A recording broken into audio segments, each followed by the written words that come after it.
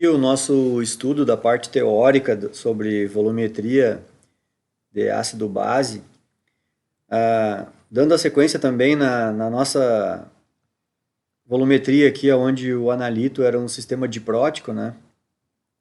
Aqui eu vou fazer uma explicação, até pegando um exemplo bem da última titulação que a gente fez, que era de base diprótica. A titulação inicia num pH alto, né?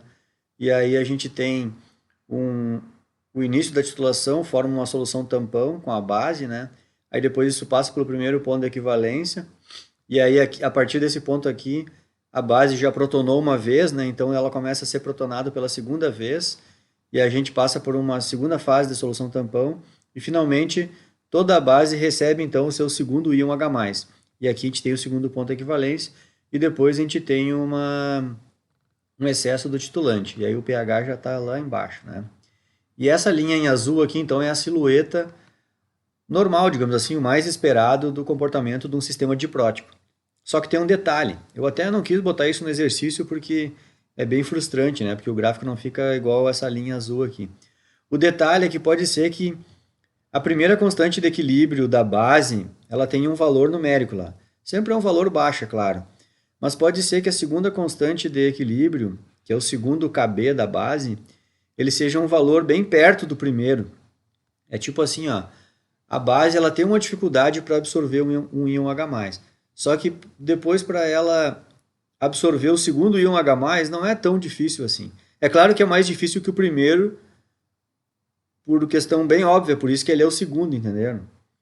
Então, vocês nunca vão ver o segundo Kb maior que o primeiro, entendeu? Senão ele seria o primeiro, né? Então, é bem isso que eu estou dizendo. A base, ela primeiro ela tem uma dificuldade para incorporar um íon H+ nela. Por que ela tem essa dificuldade? Porque ela é uma base fraca, tá? E depois, para ela incorporar o segundo H+ nela, já não é tão difícil assim. E isso vai se configurar em que o valor numérico do Kb1, ele é próximo até o Kb2, né? Então, quando tivermos situações assim, o que vai acontecer é o seguinte, vai iniciar a titulação, que será essa linha verde aqui, né? A gente vai iniciar a titulação e logo no início já se fabrica o primeiro tampão, né? E aí quando se formou esse primeiro tampão, isso vai acontecendo, e aí toda a base incorporou um íon H+, né? Que é esse ponto. Só que como essa base, para incorporar esse íon H+, existia uma dificuldade, mas agora para incorporar o segundo, a partir daqui já não é tão difícil, então em vez de ter essa parte aqui onde a base levava um tempo até ir recebendo todos os íons H+, isso aqui acontece muito rápido. Então o que a gente vai perceber é que ela demorou um tempo para incorporar um íon H+ nela, mas depois que incorporou um, incorporar o segundo já não é tão difícil. E aí o pH já desanda. Então a gente não consegue perceber essa segunda silhueta aqui, ó, do salto potenciométrico. Então se a gente começar a fazer esse tipo de gráfico teórico para várias bases, né, que a gente for encontrando pela frente, pode acontecer que algumas tenham uma silhueta desse jeito aqui. E a explicação é essa, é que o segundo Ka, o segundo Kb, né, da base, ela é um valor numérico próximo ao primeiro Kb, um pouco próximo, né?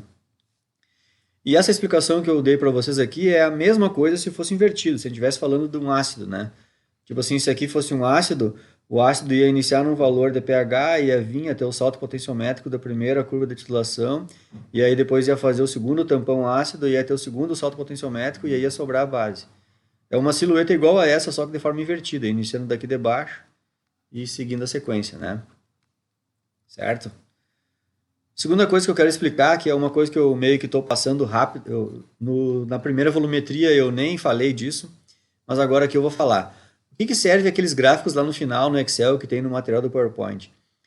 Quando a gente faz essas titulações potenciométricas em que a gente fica medindo o salto potenciométrico das titulações, a gente faz isso que é para não usar indicador que troca de cor, porque os indicadores que trocam de cor, a gente sempre vê o ponto final da titulação, a gente nunca vê o ponto de equivalência.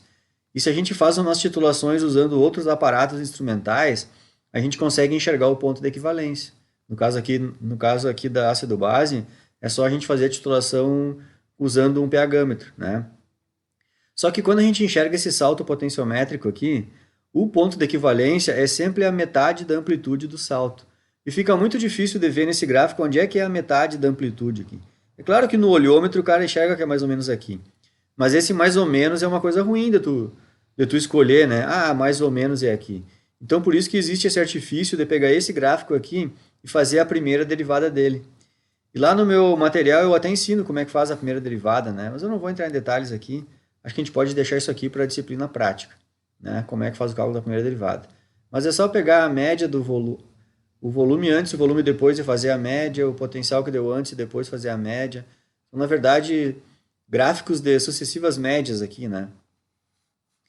Mas deixa assim, eu não, nem vou entrar em detalhe aqui. Só quero entrar, não vou entrar em detalhe como que se faz. Só vou entrar no detalhe do para que serve isso. É que ao fazer o gráfico da primeira derivada, a gente transforma uma inflexão, um salto potenciométrico num pico. E a metade da inflexão da curva aqui é o ápice do pico. Então, se eu tenho essa curva aqui potenciométrica, que é um resultado experimental, e eu faço o gráfico da primeira derivada dela, eu vou transformar esse desenho, essa silhueta de gráfico, num gráfico assim. E achar o topo de um pico, aí não tem mais ou menos, é muito fácil enxergar onde é que é o topo de um pico, né? E aí então aí eu venho e vejo qual o volume de titulante que eu gastei. Porque na real a gente faz toda essa titulação aqui para descobrir qual o volume de titulante gasto para se chegar no ponto de equivalência. Então como é que eu tiro a informação desse eixo? Se eu vou tirar uma informação mais ou menos onde é a metade. Então é mais correto eu fazer a primeira derivada desse gráfico, que é aqui sim eu vejo, não, o ponto de equivalência foi bem aqui. Aí eu venho nessa linha aqui e vejo, ah, gastei tanto de volume, certo? E assim como a gente faz a primeira derivada, é possível fazer a segunda derivada, só que aí a metade da inflexão da curva vai ser, é quase que parece um comprimento de onda isso aqui, né? Então vai ser a metade entre um máximo e um mínimo, então vai ser aqui. Mas eu até já digo para vocês que gráficos bem comportados, que são gráficos teóricos, a gente consegue fazer a primeira derivada, a segunda derivada, até a terceira derivada, e esses desenhos ficam bonitinhos assim. Mas gráficos experimentais, eles não são tão bonitos que nem esse. Tem uns pontos meio perdidos, né, de uns erros experimentais aqui.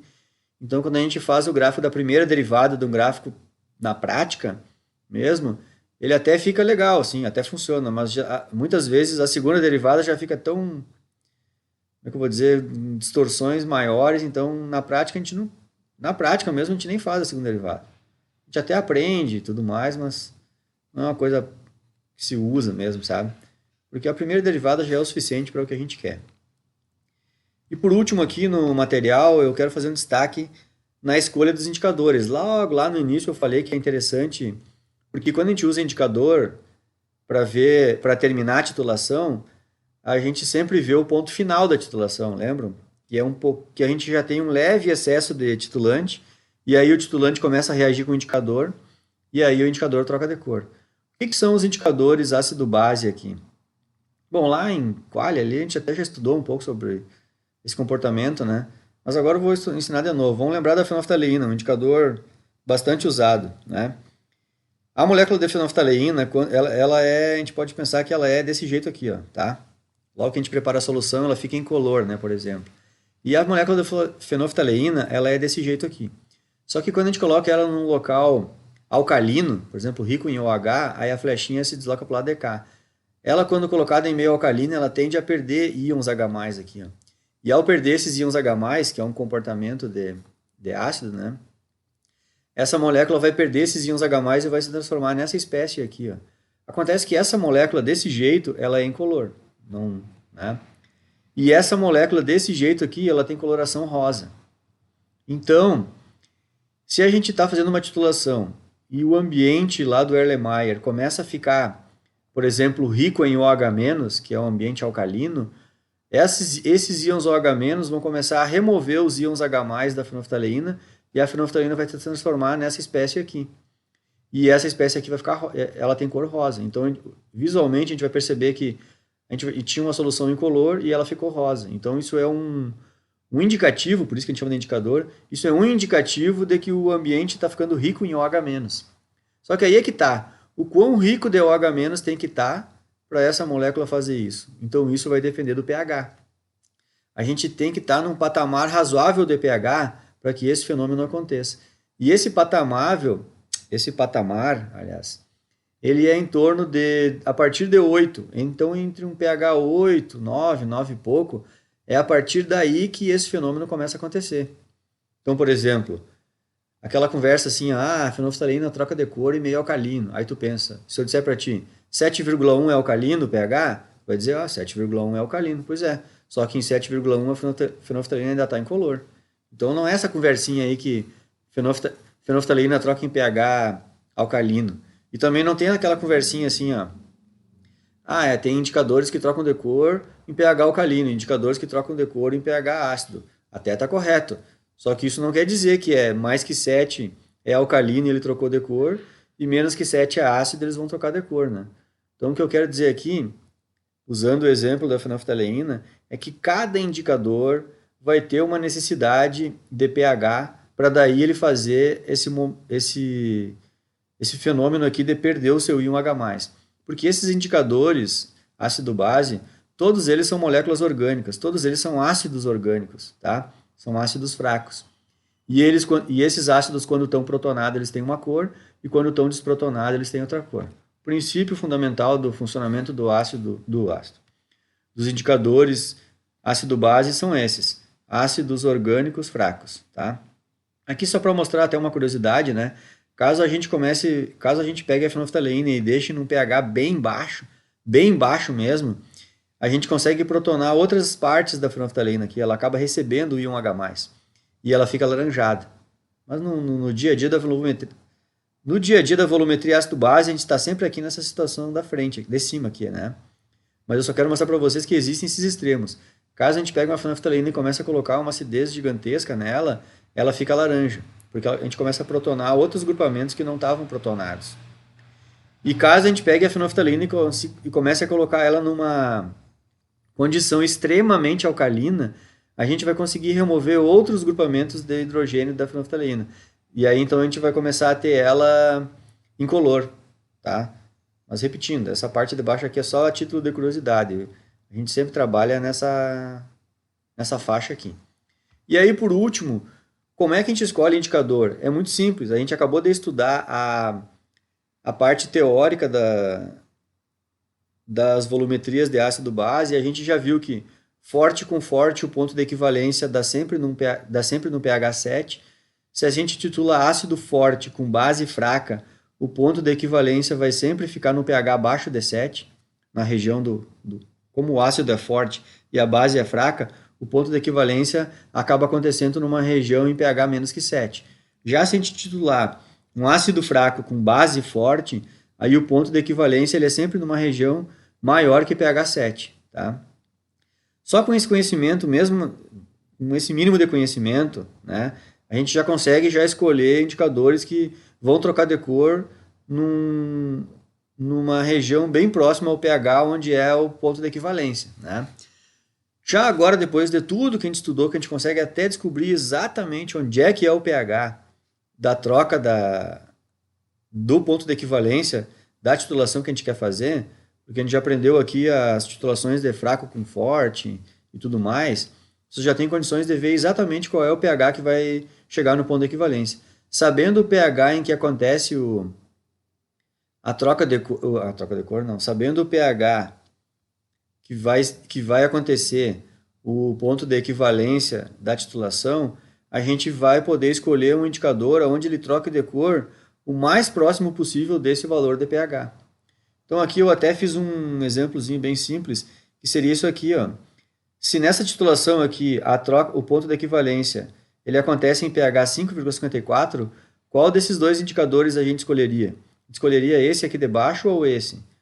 Está muito claro que a gente deveria escolher esse aqui, porque esse aqui, logo nessa região aqui, a gente tem uma troca de cor e a gente viria daqui sempre enxergando a cor vermelha, e aí, a partir daqui, a gente começaria a enxergar a cor amarela, certo?